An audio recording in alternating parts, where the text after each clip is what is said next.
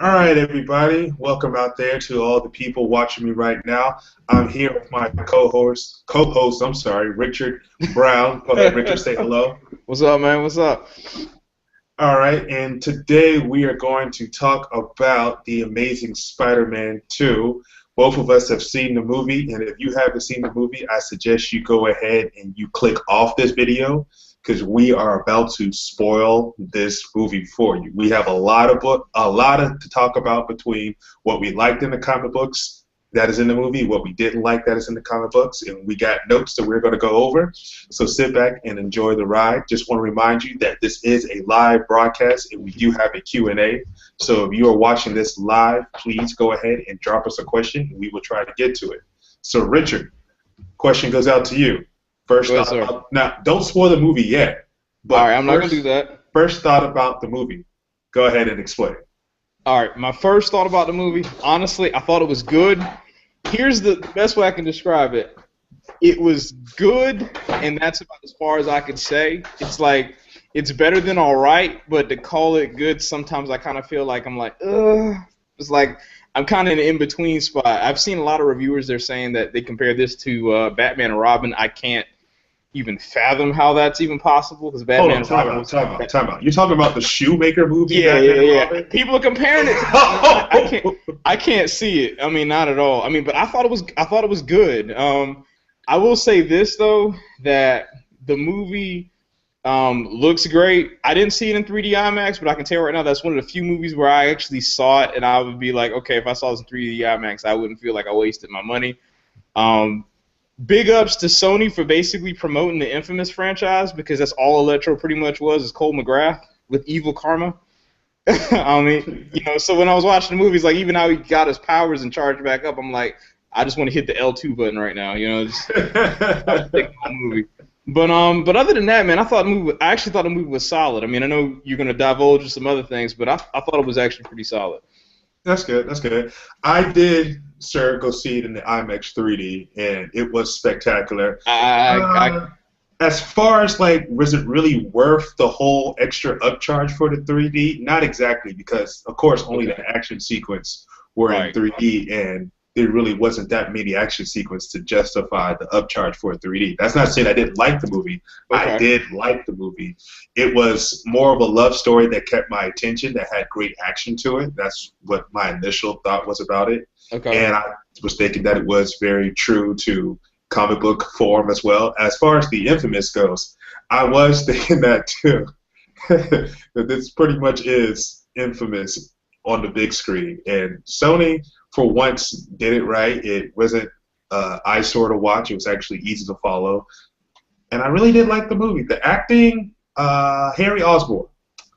Yeah, I don't know who that guy is, but could have been better. Okay. Could have been better. It wasn't worse. I mean, because I compare it to James Franco, how Hmm. he portrayed Harry Osborn, and he did a pretty decent job in those three movies that were horrendous. But James Franco is a great actor, so I was kind of on the edge about him. I read some other. I'm sorry, I saw some other reviews comparing the movie to the other blockbuster that we did earlier, Captain America. Right. They were saying that this movie was better than Captain America. Oh I want to no. say, no, no, No, pump the no, no, brakes. no, no, no, Pump the brakes. no, Yeah. no, no, no. No, the bar was here, and Captain America put it up here. Right. Spider-Man Yeah, that no it came question. close to the original bar, but Right. it's nowhere near on the level that Yeah. Captain America went to. So now we're going to move into the spoiler part. So if you're still watching and you haven't seen it, please, please go ahead and click off. So Rich, let's talk about Gwen Stacy. Yeah, man. Now, hold on, before you get into it, All right. everybody who probably saw the first movie was probably wondering, who is Gwen Stacy? Peter Parker's always with Mary Jane. So Mhm. please, clue us in on the original girlfriend to Peter I'm Parker. gonna let you go into that one because I don't know as much about Gwen Stacy. I know that she came first. Cool, That's all. cool. So, So I'll let you go into Gwen that one. Stacy, yes, in the Amazing Spider-Man comics. Now, we all know there's Spectacular Spider-Man, there's Spider-Man Hmm. 24 AD, there's the Spider-Man and his amazing friends. There's so many different sidelines to Spider-Man that Right. get all mixed up. But in the original Amazing Spider-Man, Gwen Stacy, yes, she is the original girlfriend to Peter Parker. Who is texting me during my show? Goodness gracious.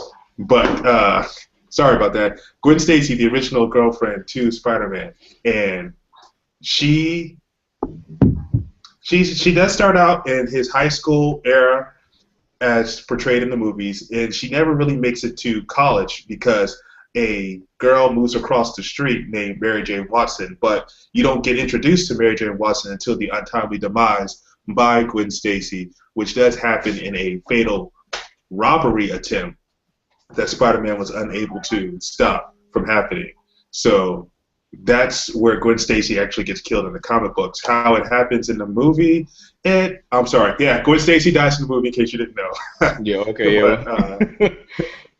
But how it happens in the movie, I was okay with it because you have to understand is that the original Amazing Spider-Man was written back in like 1964, 60 something. Don't quote me on that date. So they had to bring it up into modern times. And as we talk about Gwen Stacy, I'm gonna go ahead and let you go ahead and dive into your part of it.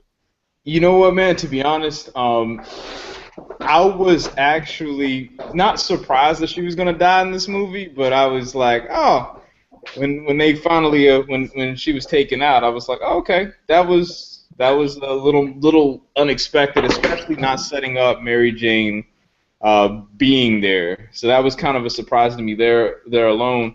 The thing I would say about this, and actually, and I got a link to this. Your boy Charlie actually gave this to me because I remember that it was actually in the comic. The way she actually died is almost the exact portrayal from the night when Stacy died, that actual comic story. Literally, because like Spider-Man, she fell off a ledge, and Spider-Man shot his web, and actually because he shot his web and it caught her, it's the sudden stop is what killed her right before she hit the ground. So it's like it was almost the exact same way she died. So it was kind of like I was like, oh, okay. So they really did a good job tying, like you said, they did a pretty good job of actually tying everything back together to the original comic. And I did appreciate the fact that Gwen Stacy was the first one, and now they have to introduce Mary Jane Watson. And the thing that's kind of funny about it, because I do remember hearing that they actually scripted and filmed some scenes of the girl who was supposed to play that part, and they took it out of this movie. And that's another thing, that's another gripe I have about this movie in its own, but I know we're on this one subject itself. But I thought the way they did it was good. Not like it was actually one of the most touching moments in the movie, to be honest with you. I was actually I was a little touched when she died, because I was like, man, that was, because I thought he was going to actually save her, and then it was like they did a really good slow-mo sequence and all that other stuff, and I was like, oh, he got her, and then it's like, well, man, physics suck, man, because sudden stop brings somebody back. That calls it a day. So I'm glad they actually incorporated that in there, So it's like we're just kind of, but it's like a lot of setup for that Sinister Six movie, like you were talking about earlier. Oh yeah, the Sinister Six. Yeah, I'm very excited about that because if you saw the first movie, you saw glimpses of the Vulture and Dr. Octopus in the background. Right. When whoever that guy is, walking by. So, be interesting if they put what's his name, Kraven the Hunter. He's part of the Sinister Six. The Rhino, and oh gosh, the Lizard. You have to bring him back for the Sinister Six. And I can't remember. He's in jail, so he's good. He's in jail. No, they're good. Oh, they're good. They got him. Yeah, so he's in jail from the first movie, so he's still good. That's good to know. That's good to know. So let's break down the movie here, Richard. And, okay.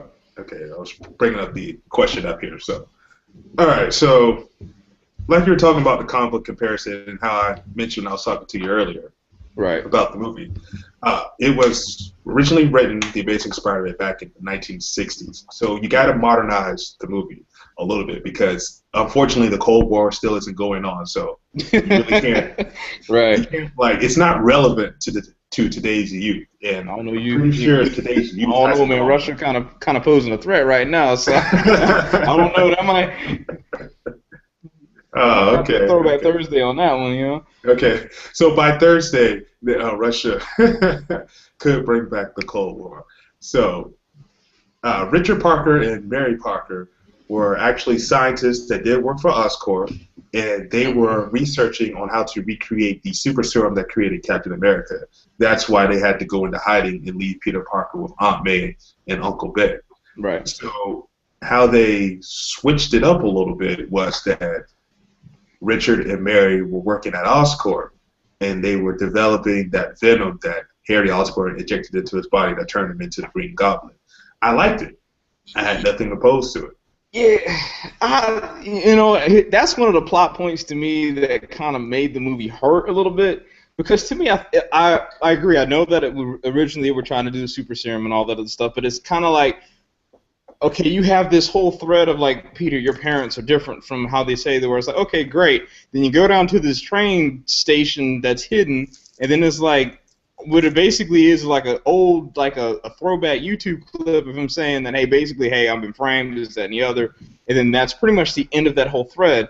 It's like, I guess if the venom was being used for something else, or it was harking to like, it was going to be some super soldier serum or something more than it just being like, hey, we extracted this venom because these spiders are, we paid a lot of money for them.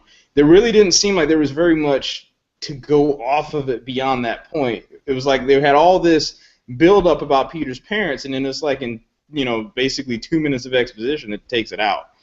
And I was like, it was a plot point that it's like they played a lot of it in the trailers about that was going to be like, it was supposed to be something big, and then it just really kind of fell flat. To me, anyway. I mean, I know why it was done that way, because, you can't say, like, hey, we got the super soldier serum, because, Steve Rogers is, in another comic universe, and that doesn't work anymore. So I kind of was like, okay, all right, yeah. Well, I kind of want to see them bring in the cat, which I kind of would like to see the cat, which would tie Spider-Man,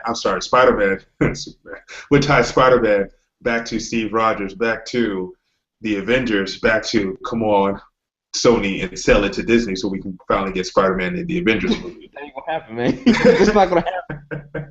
Sony just put a video game character in this movie, man. That ain't gonna happen. I mean, I'm wishful thinking.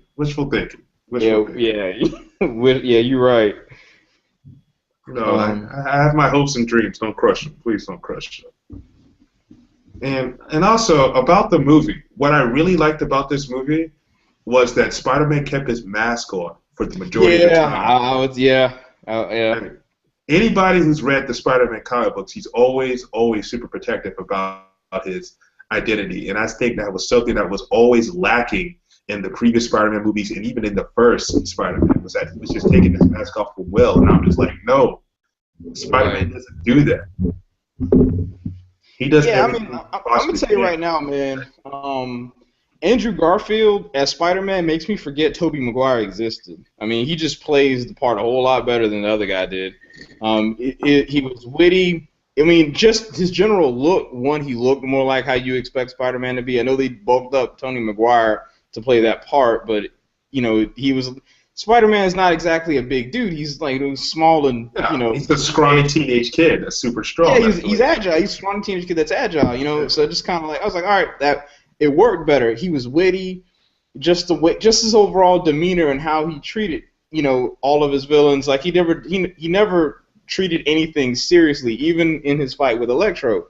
He was like, kept calling him Sparkles, Yeah, that was hilarious. Yeah, stuff like that. It's just he just did a much better job. So I mean, like, even if you go back and watch the first Spider-Man movie, the first two actually I have to say weren't too bad. 3, forget it. But yeah, I'm just being honest with you. But this one I have to say, I'll admit I like the Amazing Spider-Man, the first movie, better than this one. But the portrayal of Spider-Man in this movie is better than any Spider-Man movie we've ever gotten. Yeah, it's just the way he is.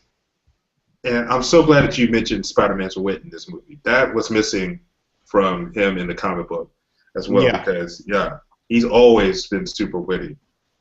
And I think my camera just went out. That is no bueno. They'll just be looking at me the whole time, I guess. Yeah, that is no good. I can still hear you. Okay, man. there we go. I'm back. I'm sorry out there. I'm back. Yeah. So like I was saying, Spider-Man's wit finally came back into the movies, and that's another huge thing that's prevalent in the comic books is that he's always cracking jokes all the time, and he always explains the scientific way to how he beats his villains in the comics, and he actually did that in this movie with the magnetizing of his web shooters. Right, right. And That was actually kind of cool. That was all right. and I wanted to address something that somebody brought up to me a while ago about how in this movie that he has web shooters, and then the other Tobey Maguire ones that it came out of his hand. He didn't have to build web shooters. Like I said at the beginning, it depends on which Spider-Man comic that you read. Right. They both do it both ways. And in the Amazing Spider-Man, he always had the gadgets that he creates, and web shooters was part of his gadgets. And here's something that you probably should know is that he also hooks up with Tony Stark to become Iron Spidey. Right. Iron That won't Spidey. happen. Come, That won't Rich, happen. That won't happen. stop killing it. Yeah, that ain't gonna happen though. I mean, I'd love to see that, but that's not gonna happen. Stop killing the dream. Sorry, man. Just, Disney, not Disney, but Sony's making sure that they're gonna reboot Spider-Man 5 more times before they give that license back. Stop killing the dream, Richard. Sorry, Stop man. killing the All dream. right. But yeah, with his wit and everything that he had in this movie, how he was wisecracking and cracking jokes, that was pretty good. And also, the special effects in this movie were quite amazing as well. Because I know you didn't see it in 3D, but that fight with Electro when he was at that power station. Oh, when dubstep was going on, man, I was like, oh, I could only imagine seeing it in 3D, man. That was tight. Yeah, I'm not gonna lie. A couple times, did a little shoulder shake. Get out the way. I'm not even gonna lie. Not even gonna lie. I hit him with my Barry Sanders move. I wasn't trying to get hit by anything in there. I don't know why they picked dubstep for that part, but I was like, okay, whatever works. It worked somehow. I don't know how they did it, but it actually worked. And even Spider-Man even cracked all the time. I hate this song. Yeah. That was actually cool. I mean, that was that was probably my favorite sequence in the movie, to be honest with you. Yeah, and normally I'm with you. I'm in the same boat. Whenever I'm at a party and somebody starts playing that dubstep, I'm like, huh, that's the signal to leave.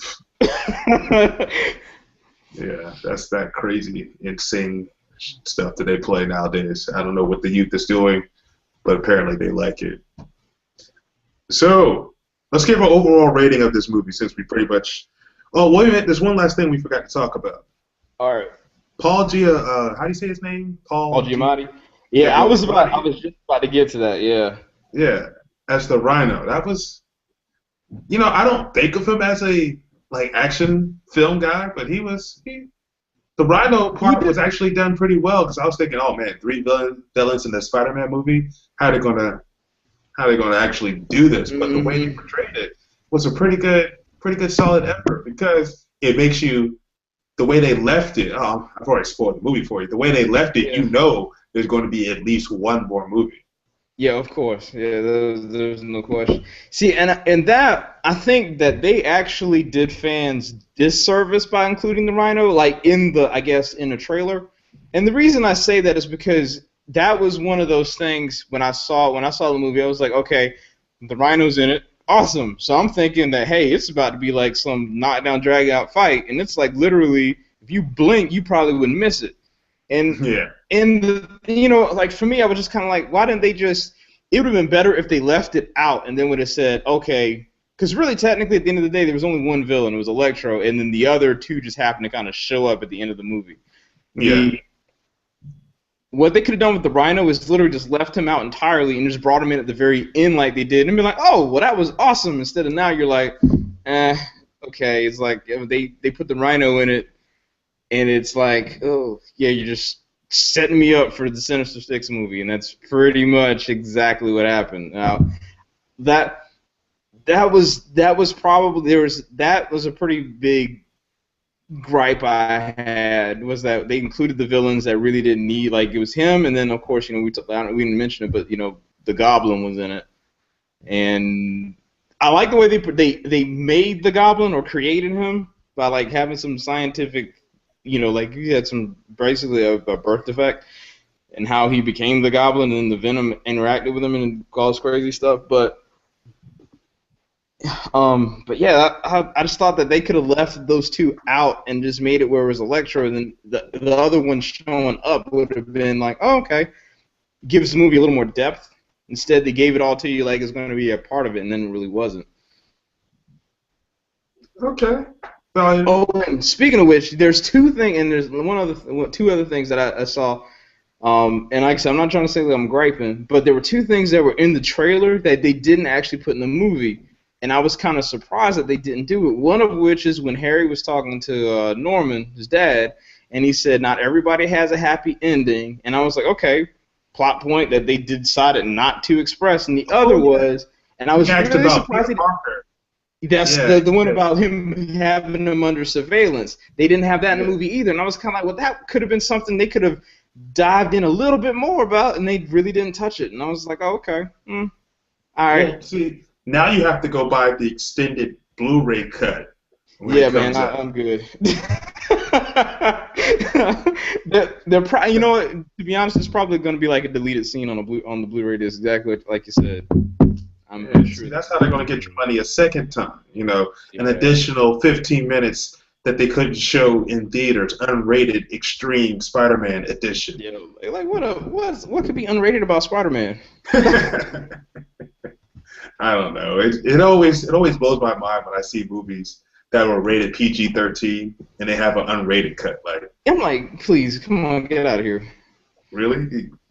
You did an unrated cut on a PG-13 movie? That really doesn't make sense. Right. I don't know what's going on right now. But so Richard, the people like our show, and I'm totally forgetting this. I'm sorry. I'm a nerd. I'll go ahead and say that. And I haven't wished you a happy May the 4th be with you. Oh, yeah. I did that to my girlfriend at church this morning. Yeah. I'm 100% sorry. I should have started the show. No, man, you're good, man. It's all right. Yeah. For those who are watching the show who don't know that, today is May the 4th. Oh, and yeah. It is a play on words. May the Force be with you. So us nerds change it up to May the 4th be with you. Love it, man. Yes. Hey, well, since you're talking about, I know you're trying to wrap up a little bit, but there was the one thing that got me extra amped a little bit before the movie started was the trailer for A Million Ways to Die in the West. And there was one, and the things I can't find this trailer online, but the one that I saw in the theater, you saw Back to the Future 3. Oh yeah. See, at the end of the trailer, because he went back, in the movie in A Million Ways to Die, he's in 1882, but Back to the Future 3 is set up in 1885. Doc gets shot back to 1885. So then, like at the end of the trailer, they have it's a barn in the middle of the city, and it lights blue, and then and Seth MacFarlane walks in there, and Doc Brown's in there with the DeLorean. And it's like, oh, don't worry about all that. Yeah, okay. It was like. Yeah, okay. Extreme, I had a nerdgasm right there. I was like, oh, this is too much. I'm going to have to go see this movie for that 1 10-second part. I love Back to the Future, man. That's my movie. So, I'm going to be honest with you. I'm going to have to go see the movie again because I arrived a tad bit late, and I only saw the Galaxy. I cannot find that trailer online at all. I can't find it. That version of it anyway, with actually showing Doc Brown in the barn with the DeLorean from Back to the Future. I was like, oh, man. I'm done for today. I said this movie I'm already excited at that point. So it was like everything that Spider-Man was is it already started me on a high note right there. So I was good. Okay, so now I gotta scour the internet to find that trailer. Cameo in it. Yeah. Hey man, stuff like that happens, man. You get excited when little things that I don't know if did you see the Lego movie? No. Did you see it? You didn't see? Oh. Man, the Lego Movie had the best cameo ever, man. And it had Harrison Ford, Billy D. Williams, the guy who did the voice. Yeah. And it was like a part where the Millennium Falcon showed up in the movie, and that was awesome too. Best cameo ever in a movie. I'm serious. Lando. Yeah, Lando was in the movie. Yeah. Sweet. All right, so. Happy May the 4th. Yes, sir. Talk about how people like the show. We got a lot of excuse me, I got a lot of comments on the show when people were Cool, man. hitting Cool. me up personally talking about they liked our review and everything. So the next big movie coming out is Godzilla. You know what, man? The more I see the trailers for it, the more I'm interested now. And the reason why I say that is because I used to think it was just going to literally be Godzilla, but now they're slowly showing you that there's going to be more than one monster in it. So I'm kind of like, all right, it's got Bryan Cranston and Ken Watanabe in it, and I was kind of like, I can. I'm starting to at least think about going to see it. Before I was like, nah, I'm not gonna mess with it. Now I'm kind of like, okay. All right, there. I won't buy lunch this week. Well, Let all me right, there, say, everybody. So I won't buy tentatively, lunch we're going to Monday. have Richard on the show for when we review Godzilla, because I Yeah. will go see Godzilla. When is it coming out? Is it next week? I think it's May 18th. Or no, or May 13th. Okay, let me ask you this question though: are you planning, since you loved X-Men First Class, are you gonna go see Days of Future Past? Oh my goodness! See, See, now you that you know, have a channel, you have to kind of go see this now. I And can't. also, you have to go see Turtles. You Yeah, I got guess I can't pick and choose which summer blockbuster I go to see. See, So now you kind of made that ah, your own thing. So now because of that, we have to be subjected to the fact that, hey, now we got to go see these movies, and I'm not gonna see everything. I'm not gonna see the Oscar bait movies that come out in the summer. Y'all can have that, but the other stuff, the stuff that yeah. It's that's like summer water cooler talk. You blockbuster can week. talk. We can do that. Okay, so speaking about X-Men Future Past, there was a nice little tidbit to that movie in the Spider-Man movie. Now, you're the one that's playing the Dream Shadow over there talking about it'll never happen, bringing in Spider-Man to the Avengers. But correct me if I'm wrong, Fox owns the rights to the X-Men, right? That's correct. And the X-Men were in a Spider-Man movie, which is a Sony property.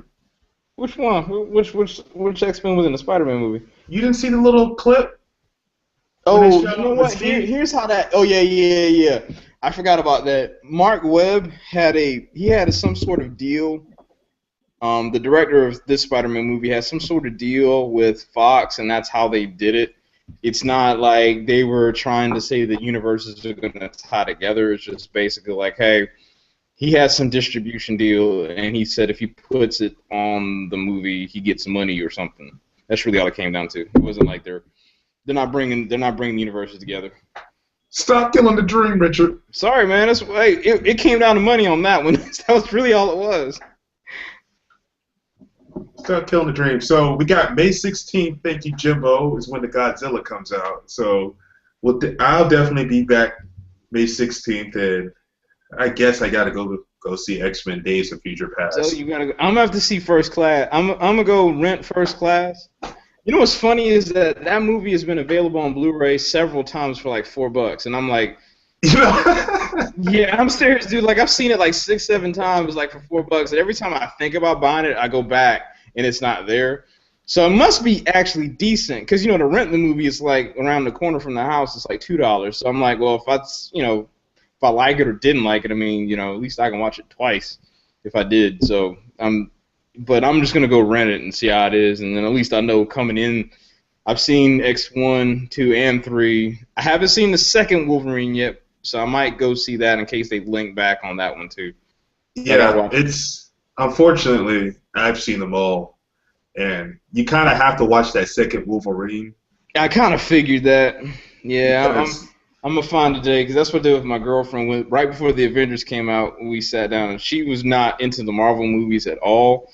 And we sat down, we watched Iron Man 1, 2, Thor, The Incredible Hulk, not the first one, the second one. And I gave her the Cliff Notes on Captain America, so she was she was good coming in. she was happy. Yeah, she was happy coming in. She's like, okay, now I understand how all this stuff ties together. So I mean, if the thing is, I know as we're trying to wrap up, but the thing is with Sony doing the Sinister Six movie, with who else is it? Fox, of course, they're doing this X-Men thing. And Marvel, of course, is the gangster of all continuity for movies. I'm wondering what on earth can DC actually even do at this point, because I mean, their lineup for Man of Steel 2 looks so convoluted because there's so many characters they have to reintroduce, introduce, and set up a story to do a Justice League movie. I'm like, DC, they might just want to go ahead and like scale things back a little bit and bring them back together. Because I'm telling you, man, this Marvel's out here, regardless, like it or not, either if it's with Fox or Sony or Marvel themselves. Marvel's kicking plenty of ass right now. They just are. Because I mean, regardless how you look at it, they're getting money across all those tables. So to them, it makes no difference. Yeah. So let's touch on that. We're going to talk about, you said, the Superman Batman movie coming out, Yeah. and they've announced that the cyborg is going to be in that movie. Yeah, Here's where I think DC is going wrong, and like you said, Marvel pretty much laid out the blueprint. You go ahead and you know what franchise people are going to run out and go see, which is your right. Batman, your Superman. You go ahead and you make decent movies with sequels to that. Right. And I thought they had it going well with the Batman Superman crossover movie because there are several comic book lines when they're in there together. I agree. Comic books. And then all of a sudden now you're throwing in the cyborg, and then like Victor, that's his human name, he has a horrible accident that causes him to become the cyborg, and now you got to throw that into the Superman Batman movie. The logical thing to do was that go ahead and do the Superman Batman movie, see how that hits, and you have the cyborg standalone movie to kind of bring it along. Right. But you got to also do a Green Arrow movie. Mm-hmm. You got to also do a what's another Justice League? I hope they never make an Aquaman movie. I was about to say Aquaman, but they kind of got to do it, man. I just hope he shows up when they do a Justice League. Aquaman's going to be the Captain America movie. It's the necessary evil. They just have to do it. Evil. Yeah. It just the first Captain America, not the second one. The first one. The first one, yeah. It just kind of hurts, because the 3 Batman movies were spectacular in my opinion. Yeah, I agree. The Superman movie was a great movie to watch, and then the announcement of Batman Superman, I was thinking, oh, okay, that's pretty cool. I don't know, maybe they should have done a Wonder Woman movie before this Batman Superman movie. See, they just got they're doing too much. They're just bringing too many storylines into it. See, the thing about the Avengers that worked is that everybody had their own storyline, and then they brought them all together, and then they can split them off. Whereas now they're trying to do a team movie and introduce the actual core elements of the team. See, they can't do like in the Avengers, like do a montage, like like when Captain America showed up, like just do a montage and that basically sums up how he got there, or anything for Thor, or the same thing for Hulk. Like, they can't do that. They have to actually flesh these characters out. And this is going to wind up just being like a 2.5-hour, extremely long movie.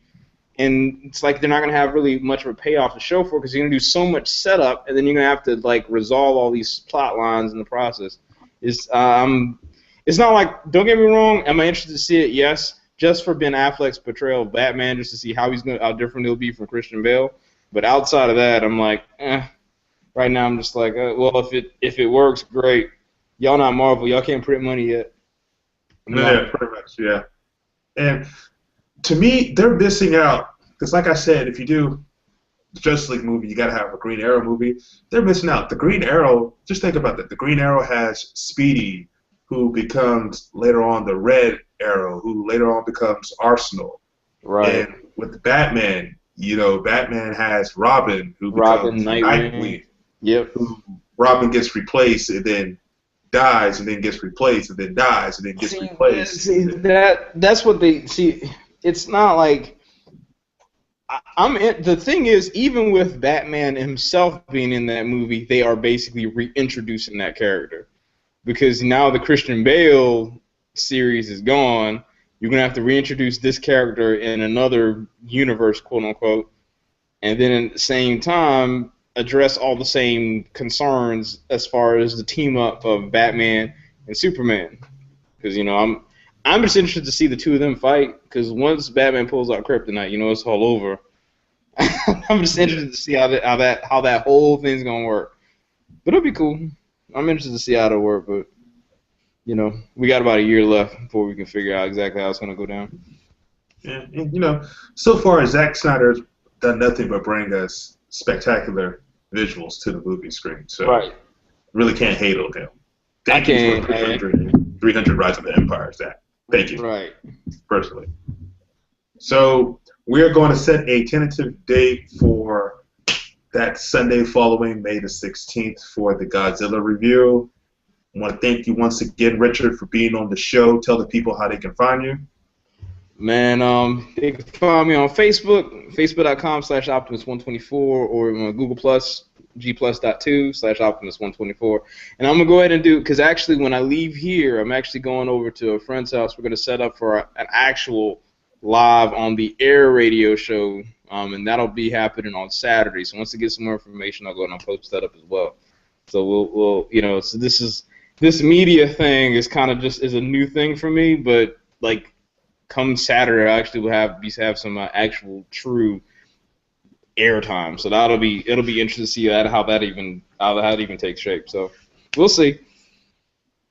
All right, sounds good. Sounds good. Big ups to you getting actually on the live radio waves, Richard. Yeah, man. We'll see. We'll see. All right, and I want to tell y'all that I am the Mind of Q.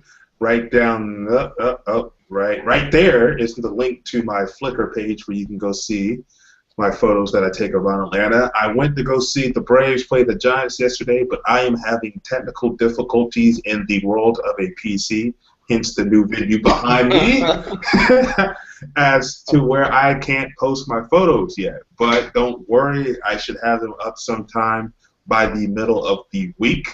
As soon as that part gets here in the mail, the photos will be posted. You can also catch me on Google Plus, The Mind of Q. That's the photography site, or you can look up Harry Zell III. That is the personal site. Go ahead and check both of those out. I'm still doing the 140 quick hitters on Twitter. That's follow me at The Mind of Q. And I'm thinking about blowing the dust off of Facebook and getting back on there to shamelessly. Really? Not just PSN trophies, man. That's it. Wow. Okay. No, I went on there and I looked at my last recent post. And I was like, PlayStation trophy, video from PlayStation trophy, ran a mile, trophy. I was like, damn. Yeah. So I'm gonna blow the dust off of that and do some actually live. This is me talking to you. Might even put a picture of myself on there. That'll work, man. That'll work. All right. Thank you once again for watching. This has been the Summer Blockcast Review by the Mind of Q with my co-host Richard Brown. We are out until we see you again. Stay classy.